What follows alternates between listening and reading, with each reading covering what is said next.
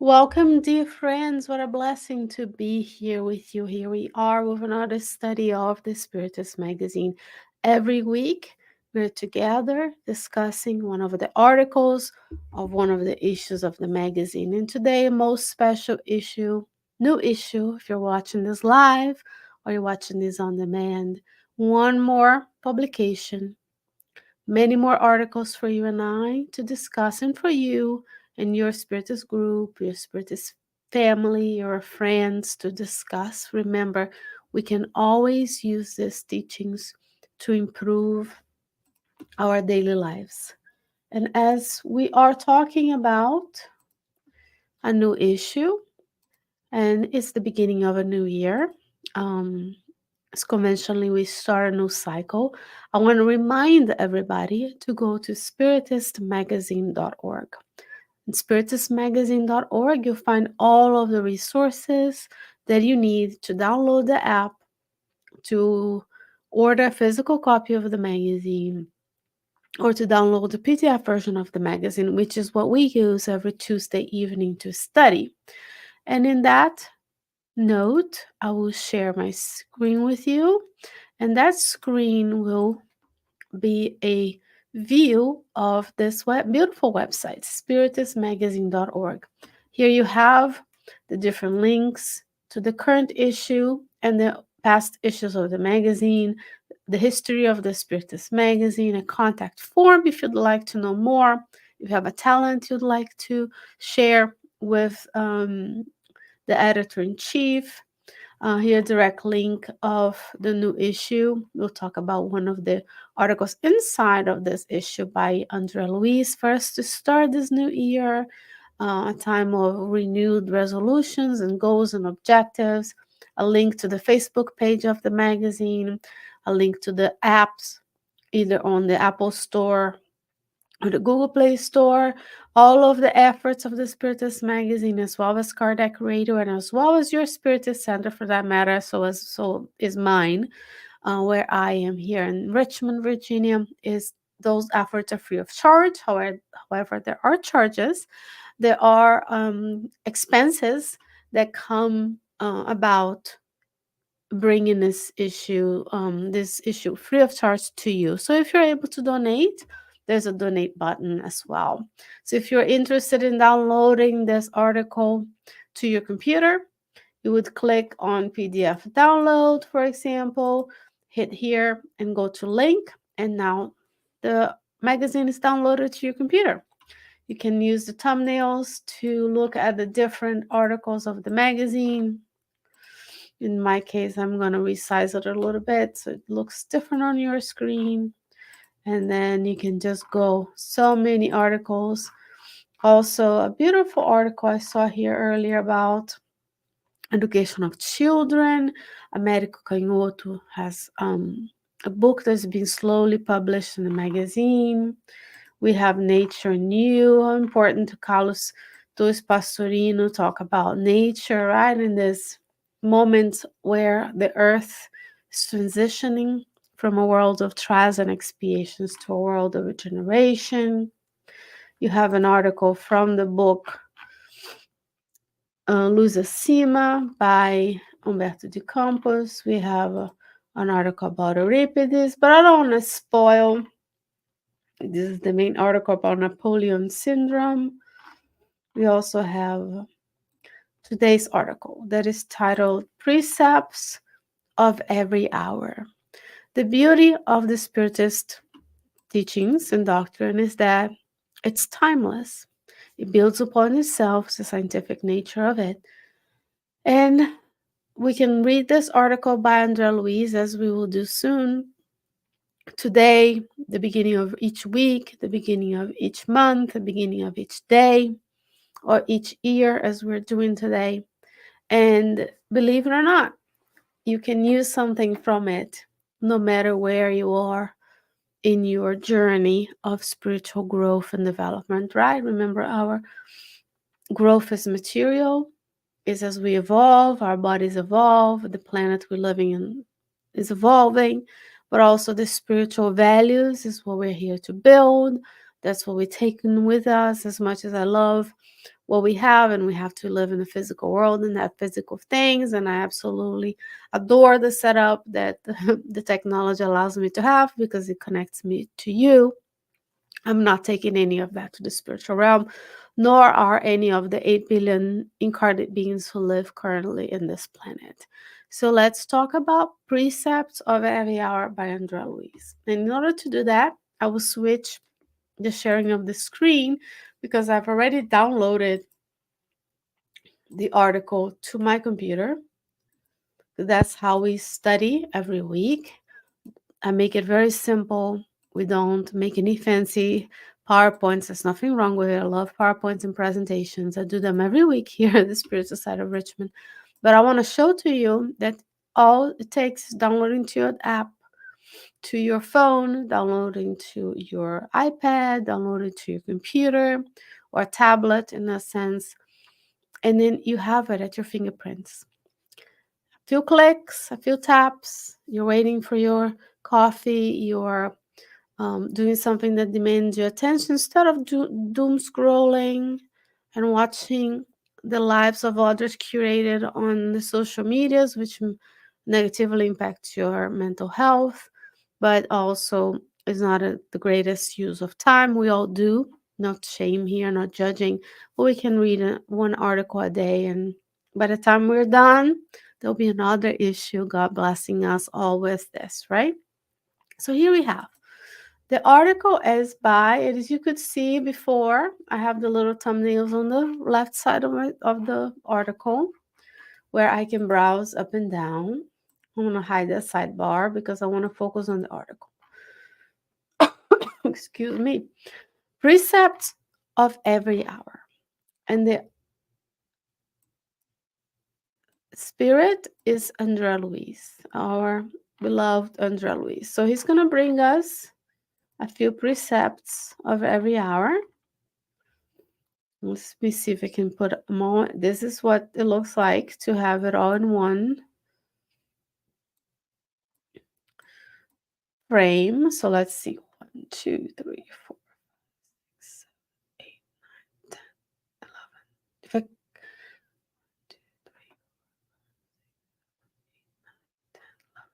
12 precepts for every hour. So now, by the way, we divide our time within 1 year. Let's work. Maybe we work on one precept per week. Will take us 12 weeks. Will take us a whole 4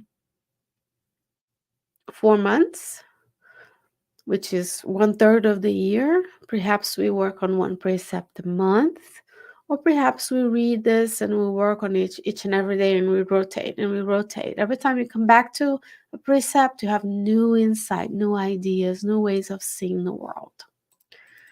Well, because you're not here to listen to me talk, but you're here to see what Andrea Luiz has to offer, which is so much.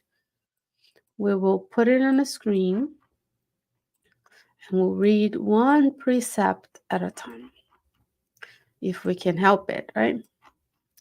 So the first precept is walk with firmness.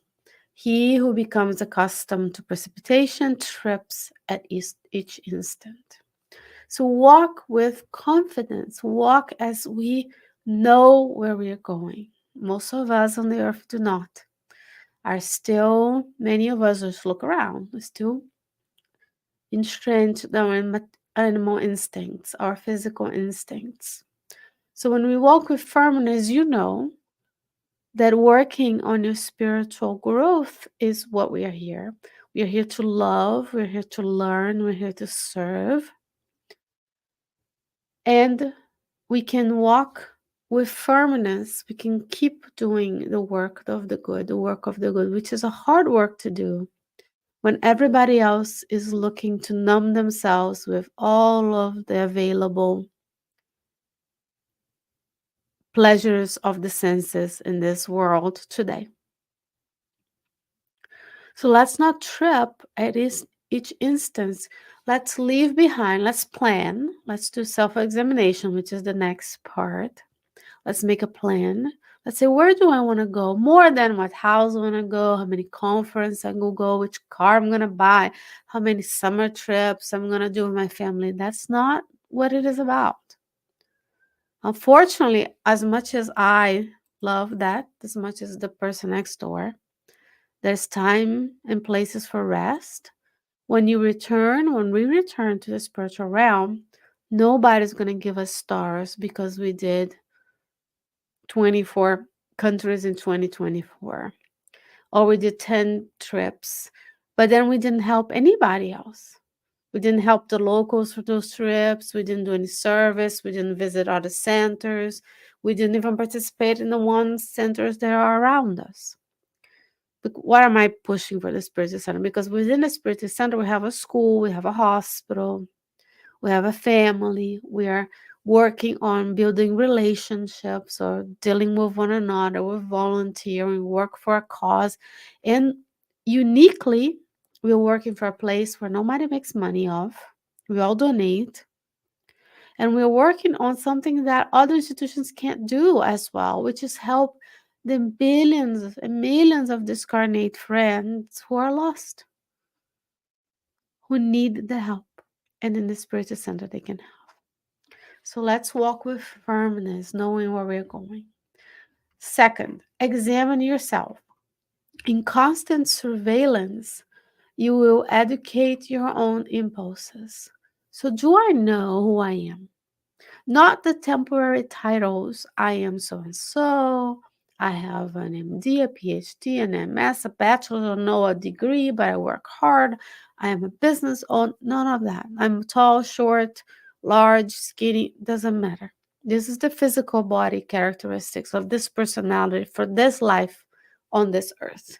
We know life goes on, this existence, we should say. So, what are we? Immortal spirits who are here on this earth to follow our guided model so we can grow, we can learn. But it needs constant surveillance. And this builds upon question and answer of the Spirit's Book 919, where St. Augustine teaches us how to do that. And that's one hint of what you could study this week. What is on question 919 is know yourself. That would grant us this opportunity to examine ourselves. What are the thoughts that I have? What are the dreams that I'm dreaming? Where am I going during this sleep time? What kind of companions am I cultivating? What do I eat? How do I exercise? How do I present myself in the world? Not with the physical mold of how I present myself, but how am I, if there was a way for us to use a psychoscope, right, in the book, The Maze of Mediumship, how would the spirit see us? How would others, if we could see other thoughts, what are the thoughts that I'm emanating? Who am I connecting with those thoughts? It's very important because I can come here, look very calm, very composed, very polite, but inside I'm a mess. I'm talking bad about others. I'm judging everybody by the way they are in the world, but I want to be respected, which is incoherent, doesn't match. I want to have peace, but I'm always instigating anger and discord. So let's examine ourselves. Let's have a little book where we write every week. What are we doing? Where we're going? So on and so forth. To educate those impulses that we came here to do. Sanitize your mind, working in the good without discouragement. The lazy brains accumulate undesirable residues. So, what are we working on? What kind of music do we listen? What kind of words those music have? That's important. What kind of content of books am I consuming? What kind of social media do I follow? What kind of activities that I'm involved in? Let's work in the good.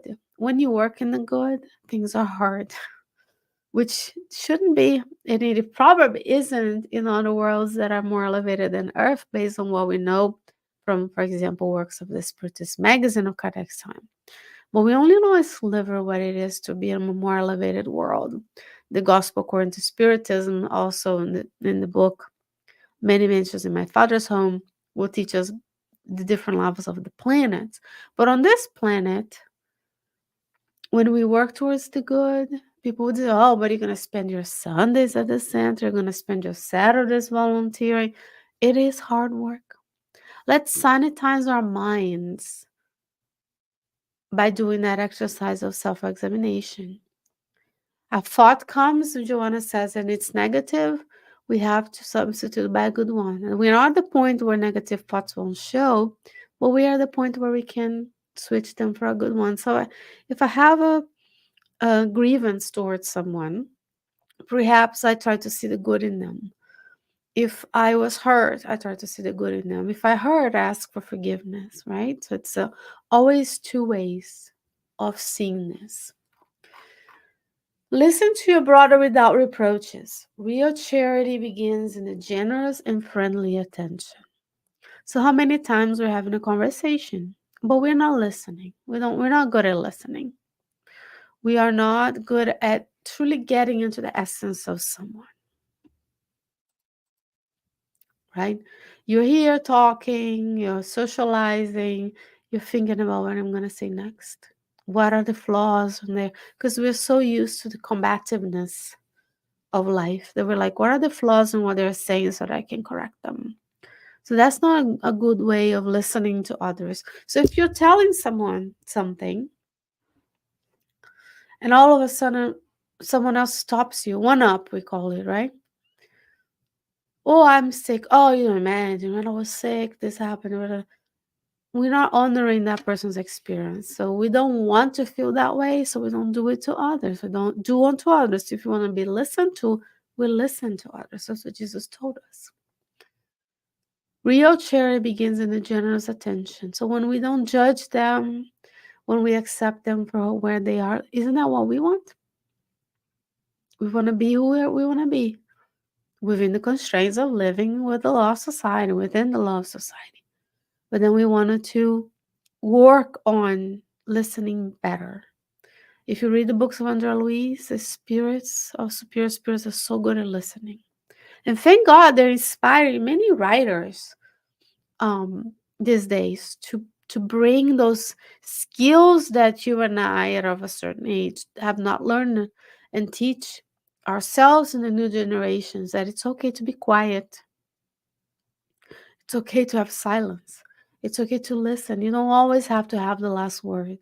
We don't always have to be the center of attention. We have to teach ourselves that and teach the new generations. We came here to serve, not to be served. And there's a book that comes to mind. It's not a Spiritist book. It's called How to Know a Person by a very renowned New York Times author, David Brooks.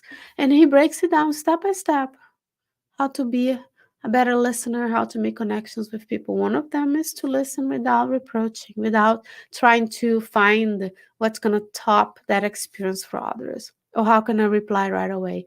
To ask good questions, to ask for more, try to get, because we don't know, friends. We only know a sliver what people show to us. We're not in their brains, we're not in their hearts, we're not in their minds, we're not living with the difficulties and joys of their lives. We know nothing about others.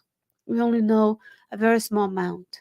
Not only because we only listen to certain sounds, frequencies, we only see certain wavelengths of life, we only feel different things. There's a whole host of things that people are going through that is invisible to the eyes, literally, and definitely to the ears. So how are we listening to others? The same way we want to be listened to. Improve the procedure. Today, ameliorated is a happier tomorrow. So, is there anything in my life that I can improve? Is the way I interact with others, the way I serve others, the way I present myself to my family. Perhaps it's the way that we cut off the busy in our lives. How many people are so proud they're busy, they don't have a single second to think or do anything? Let's cut down of being busy, checklist. Because again, none of those or the majority of those experiences will not be relevant when we return to the spiritual realm. And we don't want it to be too late. We're too old to do anything. We are on deathbeds and then we realize how much time passed without us serving the good. Aid the dejected heart. No one can predict the near future of the heart. So, how many people are walking around like they are okay, and then, or they have everything that we in a society think that's important? We have money, fame, names, they've been in movies, on TV, and then they commit suicide. We have no idea how their heart was dejected. I'm not judging anybody who has committed suicide, but it's an act of desperation. It may be an act of mental illness. And we know, based on the book Memoirs of Suicide, what happened to suicidal spirits in the spiritual realm. So we want to be reaching out to dejected hearts so that they don't get to that point. And of course, every one of us will have our chance in the future to make amends to the mistakes we've done, including taking our own lives. And there's so many hearts dejected that perhaps you and I could be the ones who make a difference. Not that we're going to be saviors and martyrs, but looking around, asking the questions: who am I? What am I here to do? How can I be of service? Who's in my community? Who is God putting in front of me? Perhaps a smile, perhaps an acknowledgement. So let's get out of our own selfishness, as we talked about last week, and reach out and look around. What is around me? Why am I in this community? Not to buy the next bigger house, not to have the next experience, to have trips and experiences and cars. None of that. Those are things that we use that makes our life better.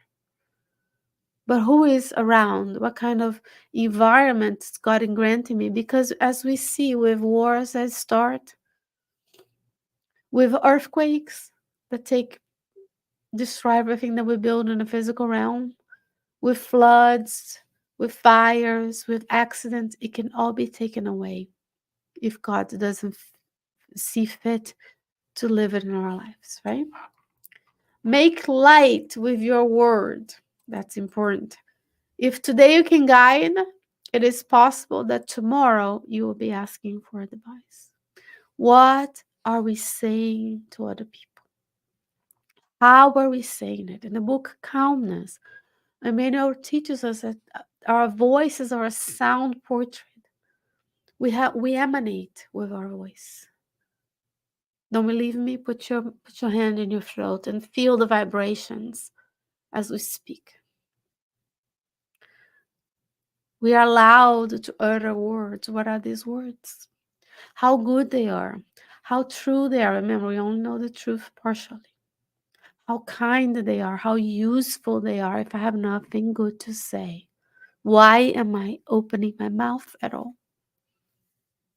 Because we can't live with silence.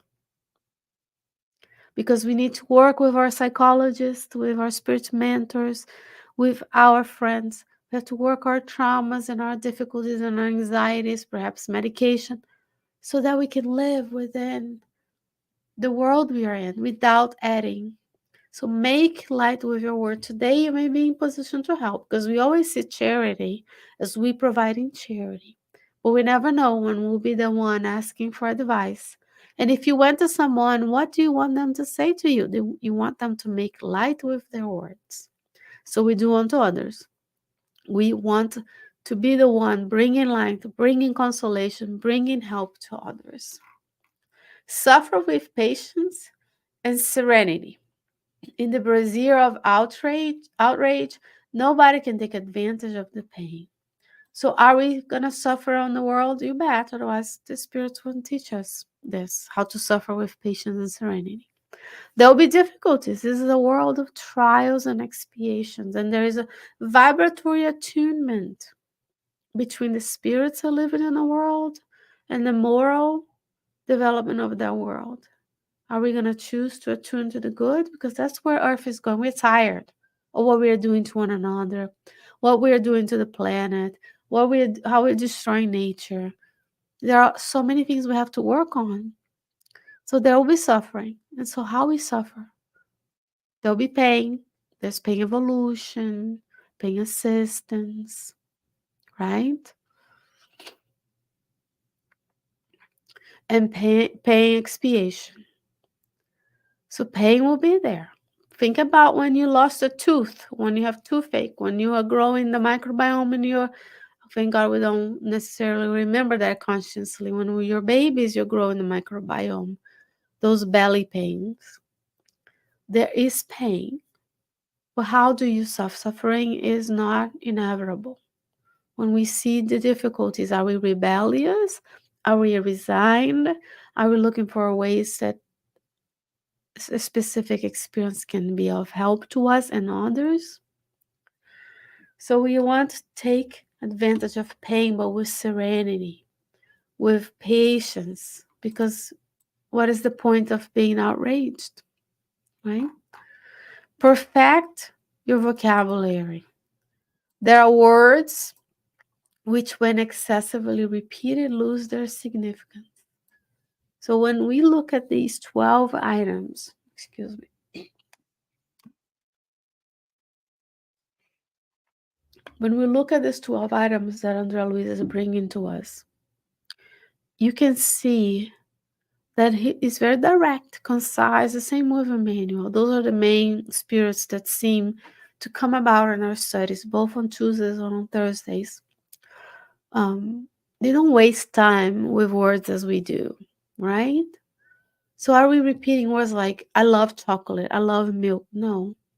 Love is a divine sentiment. Are we using things repeatedly? A lot of people have a lot of filler words, filler sounds, like, right? And it's there's only one way to catch yourself perfecting your vocabulary is to take a breath. Your central nervous system is inbuilt so that you can control and calm your parasympathetic nervous system. We talked about it in different studies. We can catch ourselves before we say things that are detrimental. Are we repeating certain words? Are we uncomfortable? How is our body language? That only comes from self-examination. But if you're busy, busy, busy, busy, busy, and all you do is repeat, wake up, eat, hopefully take a shower, brush your teeth, go to work, spend a little bit of time with family, sleep, we wake. We're going through the cycles of check, check, check, check, which sometimes we have to do things, right? We want to live in a clean, organized spot. But let's work. This is not the first time. So perfect your vocabulary and make light with your word. Listen. So those are things that have to do with communication with one another. Remember, the law is a society. The law is not of isolation, is what is good for me only, and myself only, my family only, even though that's how we live. Cultivate simplicity. Although it may not seem, the universe is an imponent group of clear laws and simple things. So can we look into learning about, for example, minimalism, essentialism? How many pieces of clothing do I have in my closet? How many items of makeup? How many body care items? How many shoes? How much furniture and stuff on the walls? There's nothing wrong if you have any of that stuff. But do they serve a purpose? Do they bring you joy? Right? There's Marie Kondo right there. So let's cultivate simplicity. Look around. The simplicity of the birds, as Jesus says, paraphrasing. They don't worry about where the food is coming. They just go and do what they're supposed to do, to be birds. Nature is simple. The laws repeat. Clear laws, right? The 10 laws of Spiritism. Go read the third part of the Spirit's book.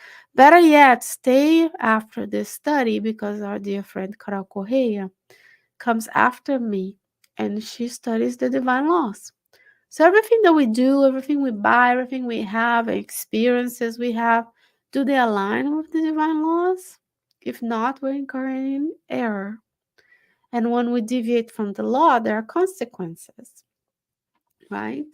Cultivate simplicity.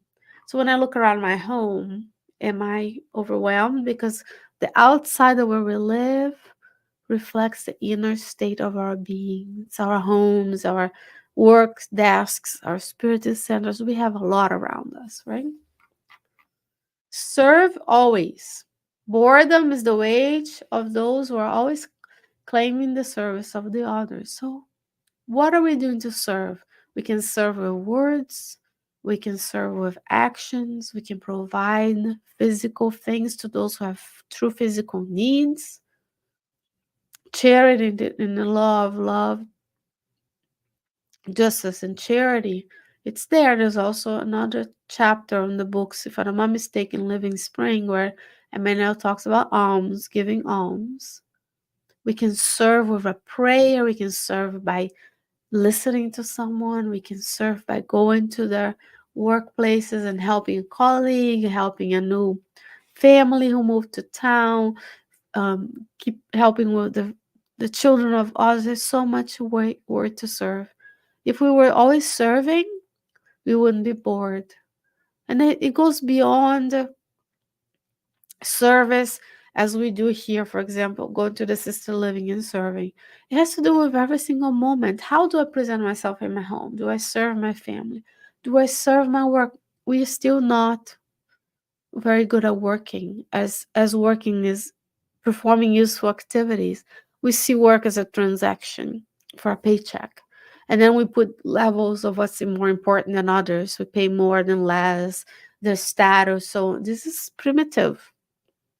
It's from the world of trials and expiations, because every useful activity is work. So even if I am in a position that society doesn't see as great or of high status, because this is where we are, service, service doesn't matter what I'm doing for a living. Like, you can serve by making people's nails look beautiful, beautiful haircuts, by cleaning the streets. Imagine if there was nobody cleaning the streets, people. Servicing airplanes, servicing cars, trains, if you have lucky enough to have transit.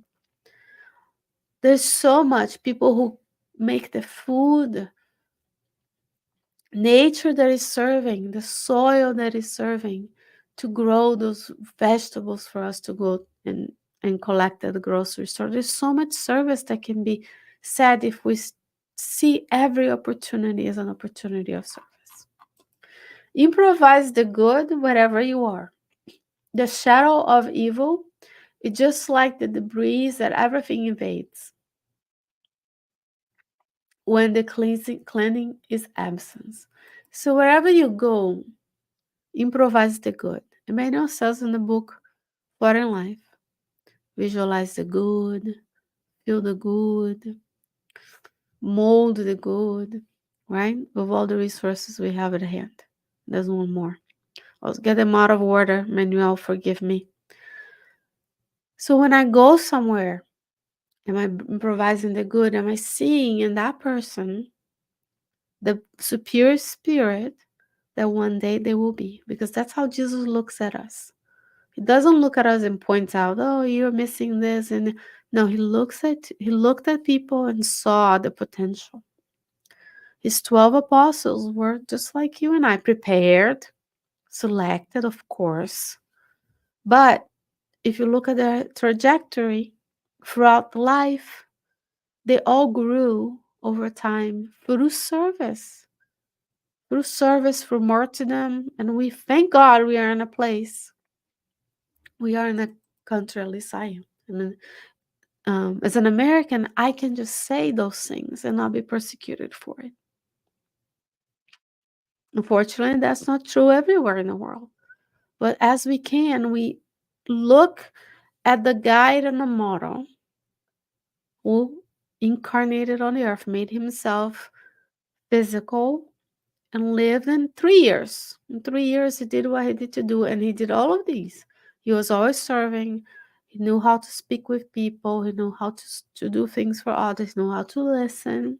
The book Jesus in the Home, we learn that he chooses what he says, how he says it, with his eyes. There's a whole study, psychological study on how to be in that book. So let's improvise the good wherever we are.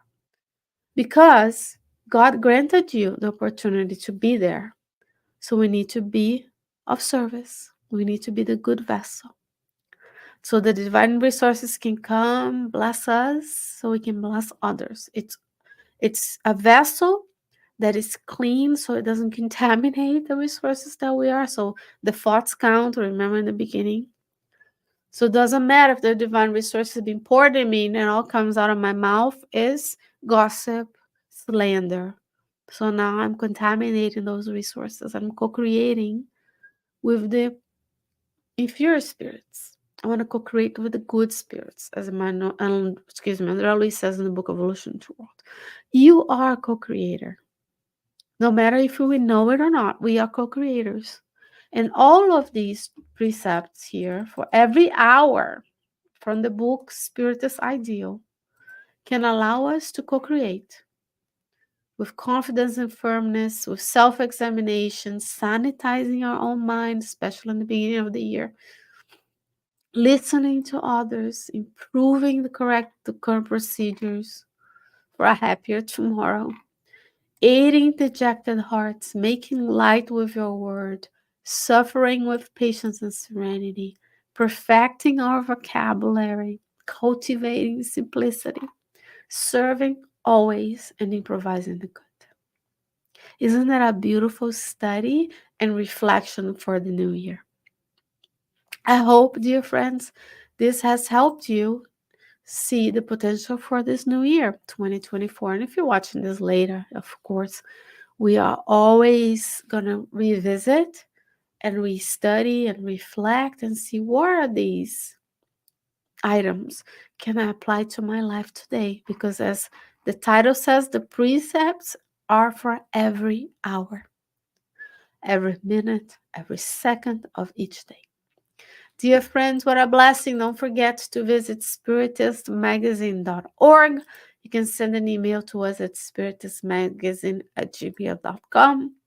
And between now and next week, God willing, He will grant us another opportunity of being together. Until then, stay well, stay safe. Happy New Year, and I hope to see you soon. Bye-bye.